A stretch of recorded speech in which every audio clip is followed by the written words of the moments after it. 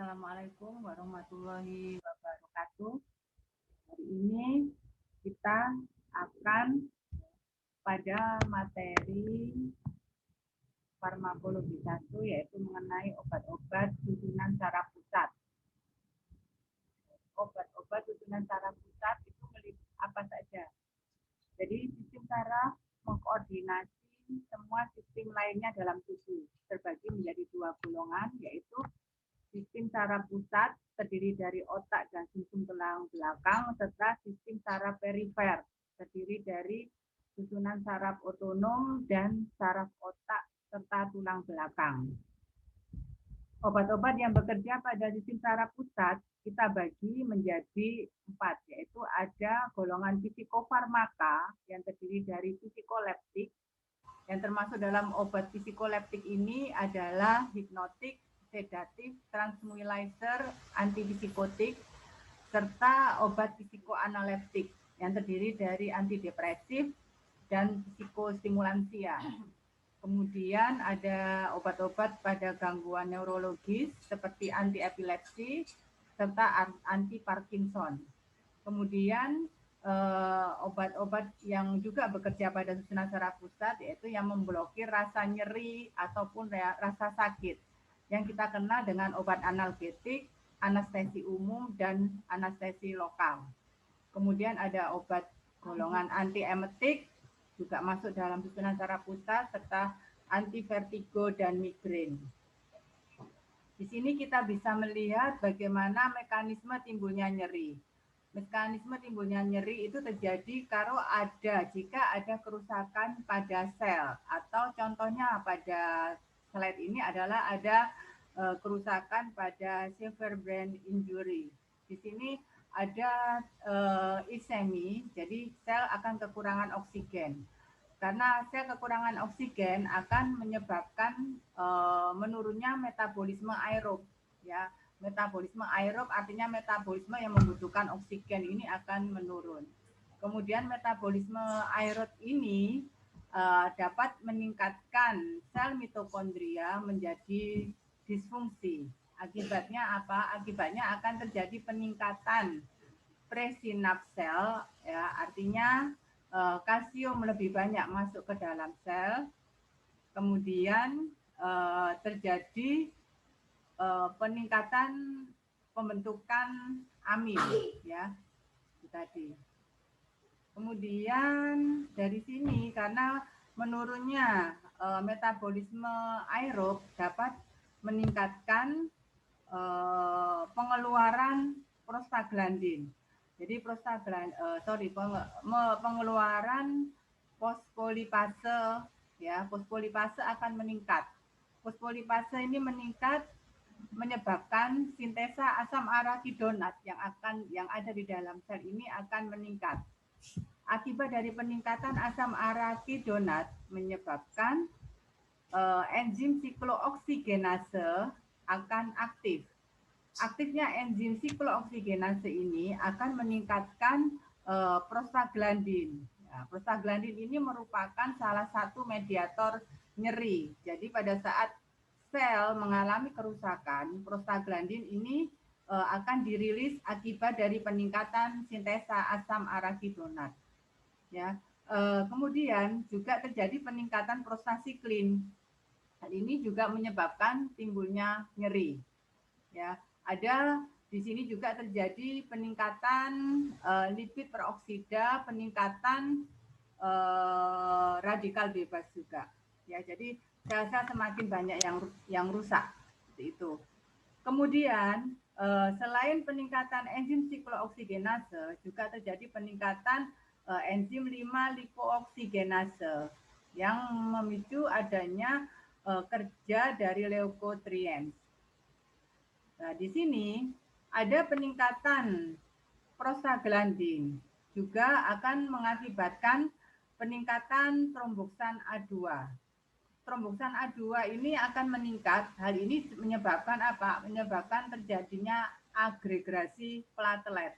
Adanya pecahnya sel-sel darah merah. Nah, kenapa? Nanti ada obat-obat analgetik atau obat-obat nyeri yang bekerja pada penekanan atau memblokir keluarnya prostaglandin. Prostaglandin yang diblokir ini ada beberapa obat nyeri yang memblokir reseptor prostaglandin akan mengurangi rasa nyeri. Di samping itu juga beberapa obat yang bekerja pada prostaglandin, pemblokiran atau pengurangan mediator prostaglandin ini juga dapat menghambat aktivitas dari tromboksan A2 sehingga menghindari terjadinya agregasi platelet. Jadi, misal obat tersebut asetosal dosis rendah 50 mg, 80 mg, 100 mg itu si asetosal tersebut bekerja pada penghambatan tromboksan A2 sehingga tidak terjadi agregasi platelet ya. Kalau asetosal yang dosis tinggi aspirin ya 500 mg, 1000 mg atau 2000 mg ya ini dia bekerja pada penghambatan prostaglandin sehingga nyeri akan terhambat seperti itu. Jadi kenapa nanti ada obat nyeri dengan dosis rendah seperti asetosal tadi bekerja pada tromboksan A2 dan yang pada dosis 500 mg ya dia bekerja pada penghambatan siklooksiggenase dalam menghambat prostaglandin ini. Jadi Anda sudah mulai tahu bahwa kenapa asetosal dosis rendah 80 mg sebagai bisa menghambat tromboksan A2 sebagai anti agregasi platelet, kemudian pada dosis tinggi seperti ini menghambat siklooksiggenase. Ya, jadi memang dari mekanisme kerjanya di sini ya sama-sama dia menghambat prostaglandin. Tetapi tujuannya yang mana? Penghambatan pada enzim yang mana? Satunya enzim siklooksiggenase, satunya tromboksan. Seperti itu. Oke, lanjut ya. Kemudian ini beberapa mediator nyeri ya. Di sini beberapa mediator nyeri atau autokoid ada 5. Ada histamin, serotonin, bradikinin, leukotriens, prostaglandin. Ini mediator yang menyebabkan timbulnya nyeri ya.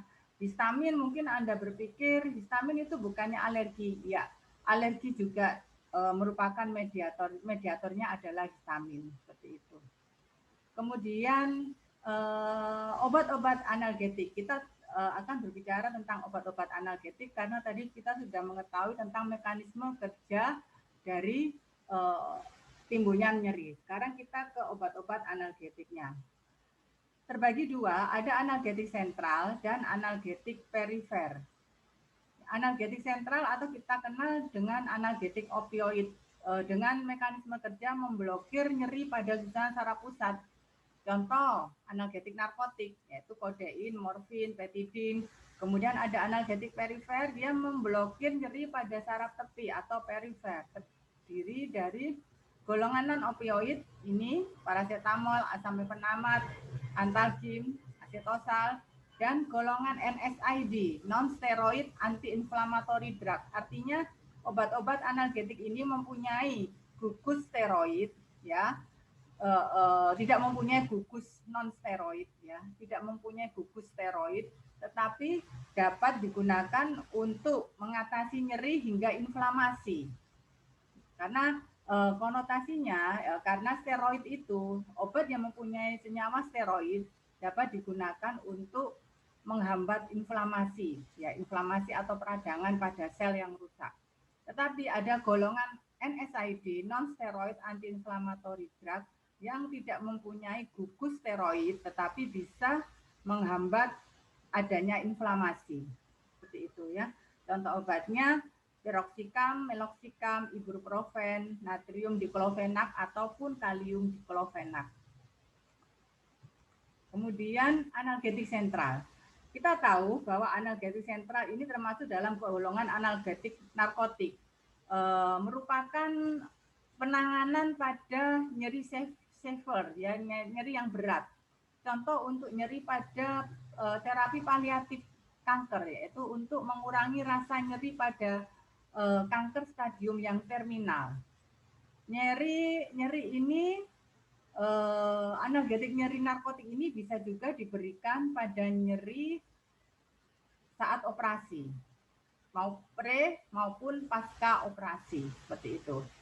Kemudian bagaimana bekerjanya? Bekerjanya pada reseptor nyeri di pusat otak, bisa pada reseptor mu, reseptor gamma maupun reseptor kappa. Ini beberapa contoh obatnya.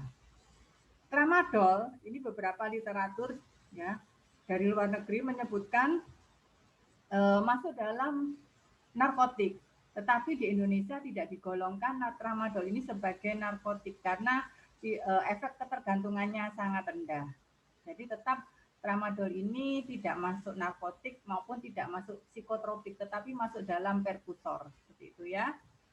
Ini bisa Anda lihat beberapa contoh obat analgetik narkotik, ya analgetik narkotik di sini beserta dosisnya. Ya di slide Anda bisa Anda baca di situ. Kemudian ini juga kalau ini beberapa contoh obat juga untuk pemakaian analgetik narkotik. Oke. Nah ini tramadol. Tramadol beberapa literatur disebutkan memang masuk dalam analgetik narkotik ya, tapi di Indonesia tidak. Efek samping apa dari pemakaian analgetik narkotik yang perlu kita waspadai? Adanya perubahan mood, somnolence atau mengantuk ya. Perubahan mood seperti apa? Disporia, rasa sedih atau euforia, rasa senang yang berlebihan. Kemudian somnolence itu mengantuk, drowsiness, letargi dan sebagainya. Kemudian bisa memicu CTZ, chemoreceptor trigger zone yang merupakan pusat muntah, sehingga manifestasinya beberapa pasien ya, tidak semua individu, tidak semua pasien mengalami nausea, vomiting. Jadi ada beberapa pasien yang setelah minum narkotik ya, analgetik narkotik akan mengalami efek nausea dan vomiting. Kemudian ada depresi pada saluran pernapasan atau respiration depression ya, kemudian bisa menyebabkan rilisnya histamin. Ya, jadi si pasien ini beberapa pasien setelah minum narkotik ya, analgetik narkotik dapat menyebabkan urtikaria, kemerahan pada kulit dan sebagainya. Itu. Kemudian ada analgetik perifer. Analgetik perifer tadi bekerja pada nyeri ringan hingga sedang. Kalau yang berat tadi analgetik narkotik. Analgetik perifer. Analgetik perifer ini terbagi dua golongan. Sudah saya sebutkan tadi, ada golongan non-opioid dan NSAID. Yang NSAID terbagi menjadi dua. Ada yang bekerja pada selektif, ya, non-selective COX. Kemudian ada yang bekerja pada yang selektif COX. Ya, bekerja pada COX-1 atau yang tidak selektif itu, atau NSAID yang tidak selektif itu contohnya piroxicam, ibuprofen, natrium diklofenak. Kemudian ada NSAID yang selektif yaitu meloxicam dan celecoxib. Artinya yang tidak selektif itu dia nanti menghambat semua enzim siklooksigenase. Tetapi kalau yang selektif dia akan tertentu menghambatnya pada enzim siklooksigenase yang mana. Seperti itu. Jadi prostaglandin pada yang selektif itu tidak dihambat sepenuhnya. Karena prostaglandin ini meskipun dia menimbulkan nyeri, tetapi sangat dibutuhkan untuk mukosa lambung dan usus supaya terlindungi dari HCl lambung yang berlebih, sekresi HCl lambung yang berlebih. Jadi prostaglandin ini kalau ada sekresi lambung yang berlebih, prostaglandin ini akan melindungi mukosa lambung maupun usus. Dan juga akan melindungi aliran darah ke ginjal. Jadi prostaglandin ini melindungi fungsi ginjal agar aliran darah ke ginjal lancar. Jadi sangat dibutuhkan. Jadi beberapa NSAID yang selektif bekerja pada beberapa COX ya, sehingga prostaglandin tidak sepenuhnya dihambat. Seperti itu. Oke. Kemudian ini beberapa contoh obat analgetik perifer yang non-opioid. Bisa Anda lihat ini ada berdasarkan golongan rumus kimianya, yaitu golongan salisilat, golongan para-aminofenol, dan golongan fenamat. Ini golongan salisilat, bisa Anda baca. Golongan para-aminofenol acetaminophen atau paracetamol, kemudian golongan fenamat ada asam mefenamat. Ya. Kemudian ada lagi golongan pirasolon, contohnya metampiron, antalgin. Ya. Kemudian fenamat, ini tadi ya, asam mefenamat, konstan, mefinal seperti itu. Nah, ini yang sudah saya terangkan tadi, ada golongan asam asetil salisilat yang bekerjanya, satunya bekerja pada enzim siklooksidinase pada dosis 250 hingga 1000 mg, sedangkan yang satu pada dosis rendah 50 mg ya, dia bekerja pada tromboksan A2 sebagai antiagregasi platelet. Itu ya, aspilet, tromboaspilet, ascardia. Kemudian bagaimana efek samping analgetik perifer yang non opioid ini bisa Anda baca. Ada gangguan hematologi, terjadi agranulositosis, trombositopenia pada pemberian antalgin maupun piramidon. Tetapi piramidon ini sudah ditarik ya dari peredaran, sudah tidak ada lagi. Kemudian ada gangguan GI tract, ada pengeluaran asam lambung yang berlebih atau gastritis sehingga terjadi ulcer atau perdarahan lambung, bisa menyebabkan nausea, vomiting. Kemudian bisa menimbulkan hipersensitivitas pada kulit, yaitu skin rash, ya, kemerahan pada kulit, urtikaria pada beberapa pemberian antalgin, paracetamol, tidak semua individu ya, pada individu tertentu. Nah, ini mekanisme kerja mediator nyeri akibat kerusakan sel pada jaringan yang seperti sebelumnya ya. Ini saya zoom seperti ini. Ya, asam arakidonat, siklooksigenase, lipooksigenase. Peningkatan siklooksigenase akan memicu peningkatan prostaglandin akibat adanya injury cell. Kemudian bisa juga mempengaruhi tromboksan A2 sehingga terjadilah platelet aggregation. Ya, yang terjadi vasokonstriksi sini. Oke. Itu. Nah, kemudian dari mekanisme kerja tadi kita bisa melihat bahwa analgetik perifer NSAID ini juga sangat berperan pada mekanisme kerja tersebut. Jadi NSAID merupakan non-steroid anti-inflammatory drug. Ya, dia tidak mempunyai rumus kimia steroid tapi dapat digunakan sebagai anti-inflamasi atau anti radang. Ini mekanisme kerjanya menghambat pada enzim siklooksigenase. Ya, akibat hambatan tersebut, pelepasan mediator nyeri akan berkurang. Kita bagi dua, hambatan pada COX-1 yang tidak selektif, hambatan pada COX-2 yang selektif. Atau biasa kita kenal COX selektif, NSAID yang non-selektif, dan NSAID yang selektif. Oke, di sini bisa kita lihat bagaimana mekanisme kerja NSAID yang non-selektif. Jadi, dia non-selektif COX-1 dan non-selektif COX-2. Jadi di sini ada kerusakan pada sel jaringan, kemudian diberikan obat-obat NSAID yang non-selektif, ya, akan menghambat semua aktivitas enzim siklooksigenase 1 dan 2. Sehingga sintesa asam arakidonatnya juga akan berkurang.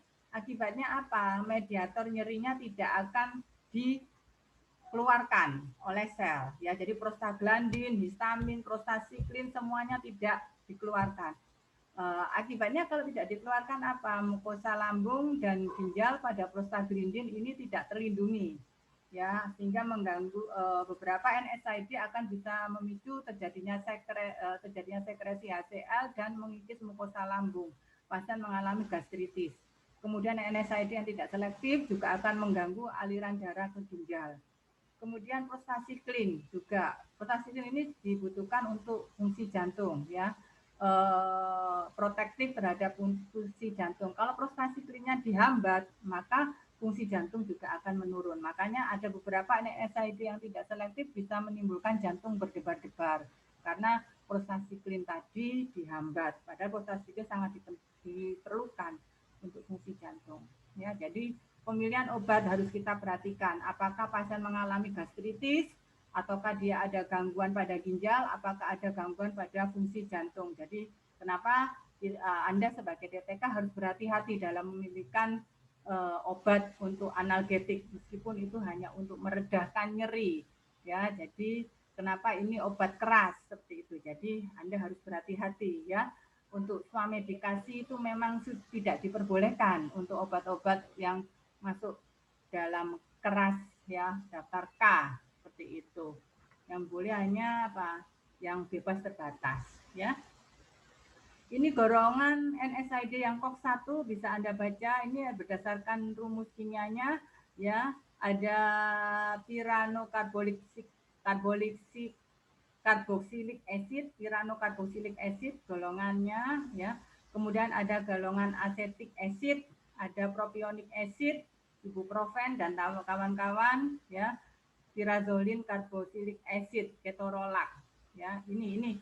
Jadi NSAID yang termasuk non selektif ya. Ini ada natrium diklofenat, ada ibuprofen, naproxen, kemudian ketorolac itu yang tidak selektif ya. Jadi masuk NSAID yang tidak selektif atau COX-1. Efek sampingnya sudah saya ceritakan tadi, iritasi lambung, adanya gastritis atau ulcer karena prostaglandin dihambat, kemudian aliran darah di ginjal terhambat, bisa menyebabkan nefrotoksis, ya, proteksi nefron akan menurun. Baik. Sekarang kita ke mekanisme NSAID selektif yang COX-2, yaitu sel-sel jaringan yang rusak tadi sama, tetapi ada hambatan pada enzim siklooksigenase 2 saja. Ya, yang satu enggak. Jadi dia sangat selektif inhibitor. Sehingga tetap menghambat sintesa asam arakidonat, tetapi mediator nyerinya tidak dihambat secara keseluruhan. Ya. Kemudian ada prostaglandin masih ada, prostacyclin juga masih ada. Jadi masih bisa melindungi mukosa lambung dan ginjal untuk prostaglandin, dan untuk prostacyclin masih bisa melindungi fungsi jantung. Jadi aman untuk yang selektif ya, NSAID selektif ini aman untuk pasien yang mempunyai gastritis, kemudian gangguan fungsi ginjal maupun gangguan fungsi jantung. Gitu. Oke ya. Baik, kita bisa melihat ini beberapa contoh obatnya. Ada golongan yang celecoxib dan meloxicam ya, seperti itu. Baik ya. Ini beberapa efek sampingnya relatif aman ya, tidak ada efek samping yang seperti pada NSAID yang non selektif seperti itu. Di sini bisa Anda baca juga persamaannya NSAID selektif dan non selektif ya, yang semuanya sama-sama sebagai antiinflamasi atau anti peradangan dan pereda nyeri. Juga bukan senyawa steroid ya, menghambat enzim siklooksigenase dan sintesa asam arakidonat juga. Ya, mediator nyeri juga dihambat. Ini beberapa perbedaan. Ini perbedaan NSAID yang selektif dan non selektif ya. Ini bisa kalian baca. Kalau non selektif berarti dia tidak protektif terhadap fungsi lambung, ginjal maupun fungsi jantung. Ya, contoh obatnya ini piroxicam, ketoprofen, diklofenak. Kalau yang selektif kebalikannya, selektif menghambat sintesa asam arakidonat, menghambat enzim siklooksigenase 2 saja, sehingga melindungi fungsi ginjal, jantung, dan lambung. Seperti itu ya. Oke, kita sudah selesai tentang SSB pada analgetik, antiinflamasi, anti nyeri. Sekarang kita pada anestesi ya, anestesi umum dan lokal. Anestesi merupakan pemati ya, menimbulkan anestesia atau mati rasa, yaitu keadaan depresi umum yang bersifat reversibel, di mana terjadi blokir pada susunan saraf pusat, akibatnya seluruh perasaan dan kesadaran ditiadakan. Jadi benar-benar mati rasa. Kalau analgetik ya, nyerinya dihambat tetapi tetap kita tidak mati rasa. Tetapi kalau anestesi ya, nyeri terhambat, kemudian benar-benar dia memblokir kesadaran kita. Kalau analgetik kan masih sadar, nyerinya terhambat. Tapi kalau anestesi tidak, semuanya diblokir, nyeri diblokir, kesadaran juga ditiadakan.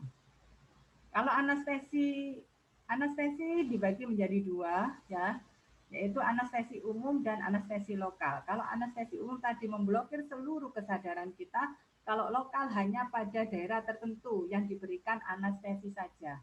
Ya, penghambatan impuls saraf ke SSP dapat mengurangi rasa nyeri, gatal, rasa panas atau dingin pada daerah lokal saja. Nah, anestesi umum dulu disebut anestesi narkotik atau obat bius dulu ya. Tetapi karena istilahnya sekarang sudah berubah menjadi anestesi umum atau anestesi sentral atau general. Oke. Ini beberapa taraf narkose atau anestesi umum. Taraf analgesia ada, kemudian taraf eksitasi atau induksi, Kemudian taraf anestesia, nafas cepat, teratur nafas, perut seperti tidur, gerakan dan refleks mata hilang, otot menjadi lemas. Kemudian taraf yang terakhir adalah taraf pelumpuhan pada sumsum tulang. Ya, pada saat pemberian anestesi taraf keempat inilah yang harus kita hindari. Ya, karena bisa mengakibatkan nafas dan jantung berhenti. Jadi kenapa pada pemberian anestesi selalu dimonitoring oleh dokter anestesi ya untuk menghindari terjadinya ini fase yang keempat ini. Kemudian ini premedikasi dan postmedikasi. Premedikasi pada anestesi sering dikombinasikan obat-obat yang mendukung efek anestesi. Premedikasi diberikan 1 jam sebelum induksi. Jadi sebelum diadakan operasi, maka si pasien diberikan premedikasi, injeksi anestesi terlebih dahulu dan atau pemberian obat-obat terlebih dahulu yang mendukung efek anestesi. Jadi premedikasi itu pemberian obat-obat seperti analgetik ya atau antikonvulsan, masker relaksan ya untuk mendukung efek dari anestesi tadi. Tujuan premedikasi meniadakan kegelisahan. Biasanya kan cemas, pasien ini mau dioperasi, berikan obat diazepam atau diberikan juga analgetik ya morfin ataupun petidin. Kemudian mengurangi sekresi ludah dan dahak, contohnya pemberian atropin injeksi. Kemudian memperkuat efek anestesi. Yang keempat untuk memperkuat efek masker relaksan, ya, itu.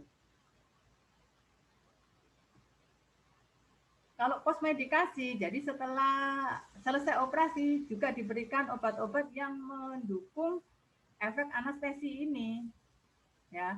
Efek setelah operasi, efek samping yang timbul, ya, biasanya dari anestesi umum adalah gelisah dan mual. Maka setelah setelah operasi, postmedikasinya diberikan klorpromazin, antiemetik, karena bisa menimbulkan mual dan muntah. Pemberian dari anestesi diberikan antiemetik, contohnya domperidon, metoclopramid, ya, ondansetron, ini yang bekerja pada 5-HT3. Kemudian antipsikotik, diazepam. Efek samping setelah post-op yang lain adalah timbulnya nyeri karena ada kerusakan sel, maka diberikan obat-obat analgetik pada postmedikasi. Jadi premed dan postmed tetap diberikan obat-obat untuk mendukung efek anestesi. Itu. Ini beberapa penggolongan anestesi umum, ada anestesi inhalasi dan anestesi intravena. Bisa kamu baca bagaimana mekanisme kerja anestesi umum. Anestesi umum ini akan berikatan pada protein di susunan saraf pusat, lalu membentuk hidrat gas menjadi air yang stabil. Air yang stabil ini akan merintangi sinap pada susunan saraf pusat sehingga pasien mengalami anestesia mati rasa. Ya, itu. Efek samping dari anestesi umum, ya, secara umum ini dapat menekan pernafasan atau depresi pernafasan. Kemudian fungsi kardiovaskuler akan menurun, jadi harus ada monitoring EKG. Kemudian fungsi hepar dan ginjal menurun, bisa juga terjadi toksisitas pada hepar dan nefro, ya, terutama pada pemberian anestesi kloroform. Kemudian oliguria, oliguria itu air kencingnya jumlahnya sedikit karena aliran darah di ginjal berkurang. Kemudian menekan sistem regulasi suhu, pasien merasa kedinginan ya pasca operasi. Seperti itu. Monitoringnya seperti ini ya, fungsi pernapasan kita diukur RR-nya oleh perawat, kemudian fungsi jantung ya dikontrol dengan EKG, suhu tubuh diukur, fungsi hati dilakukan pemeriksaan laboratorium SGOT, SGPT, fungsi ginjal, bagaimana clearance kreatininnya, GFR-nya, volume urinnya dilihat, fungsi motorik, gerakan tubuhnya, ya, fungsi pencernaan juga, motilitas usus, ditandai dengan pasien akan kentut atau flatus setelah anestesinya ini akan berakhir, ya. Setelah dieliminasi, pasien akan mengalami flatus, berarti fungsi pencernaannya sempurna, sudah normal. Nih beberapa persyaratan untuk anestesi lokal. Ya, hampir mirip ya, cuman dia bekerja pada lokal. Jadi toksisitasnya secara sistemis rendah, seperti itu.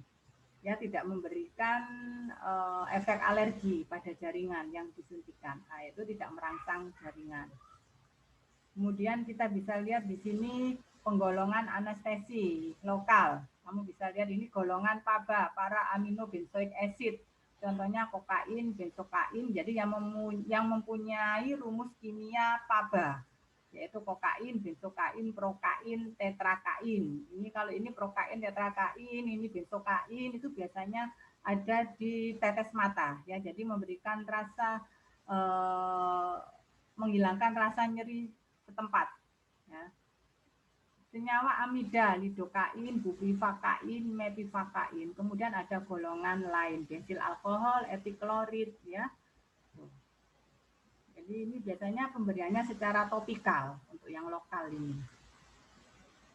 Mekanisme kerja anestesi lokal, ya, menurunkan permeabilitas membran sel untuk ion natrium, lalu proses stabilisasi membran sel, pendesakan ion kalsium pada membran sel oleh anestesi lokal, sehingga membran sel menjadi padat dan stabil, akibatnya timbul mati rasa setempat. Kemudian hambatan pada proses konduksi atau transmisi di impuls saraf, akibatnya mempengaruhi impuls saraf di ganglia otonom, sehingga cabang-cabang neuromuskular juga akan terhambat semua jaringan otot, akhirnya timbullah mati rasa. Seperti itu. Ini efek sampingnya sama menekan SSP, sistem kardiovaskuler, ya, sehingga terjadi penekanan pada kardiodepresif, pada pemberian lidokain, prokain, ya, ini. Kemudian vasodilatasi, reaksi hipersensitivitas. Penggunaannya ya ini pada pemakaian lokal, yaitu topikal, bisa diberikan dalam bentuk krim, salep atau spray. Ada kloretil spray itu, ya. Kemudian kalau salep, beberapa salep ada salep yang mengandung lidokain atau prokain, contohnya borarginol. Borarginol N itu untuk ambeien, itu mengandung lidokain atau prokain. Pemberian parenteral diberikan jika anestesi umum tidak diperlukan, baik inhalasi maupun intravena. Oke, ini yang terakhir, anestesi lokal parenteral. Macam-macamnya apa saja? Ya, ada anestesi infiltrasi. Ini biasanya diberikan pada pencabutan gigi. Kemudian anestesi konduksi, penyaluran saraf, injeksi pada tulang belakang, ya. Ya, ini biasanya untuk operasi, ya, operasi SC bisa anestesi konduksi, bisa juga anestesi spinal atau epidural, ya, spinal intratekal, ya, injeksi pada punggung, kemudian epidural pada punggung juga. Ini pada operasi sesar, epidural pada ruas kedua, ya, ruang antara kedua selaput keras. Jadi di situ. Kemudian anestesi permukaan juga pada pencabutan gigi, pada dokter gigi biasanya sering digunakan anestesi lokal untuk nyeri pada mulut. Beberapa tablet hisap itu ada nyeri, ada anestesi lokalnya seperti tablet digirol dulu ada, ya. Kemudian tetes mata dan salep mata itu ada anestesi lokal, lidokain, ya. Kemudian ada prokain, benzalkonium klorid, ya, salep kulit luka bakar, prokain biasanya ataupun lidokain, kemudian suppositoria untuk wasir. Contohnya lidokain, ya, itu borarginol N. Ya. Terima kasih, ya. Demikian presentasi, ya, untuk kuliah tentang SSP yang pertama. Semoga ini bermanfaat, ya. Silakan Anda membacanya lagi, ya, karena di lapangan ini sering Anda jumpai, ya. Semoga ini bermanfaat, bisa menambah wawasan Anda, bisa mereview ingatan Anda. Sekian dari saya. Wassalamualaikum warahmatullahi wabarakatuh.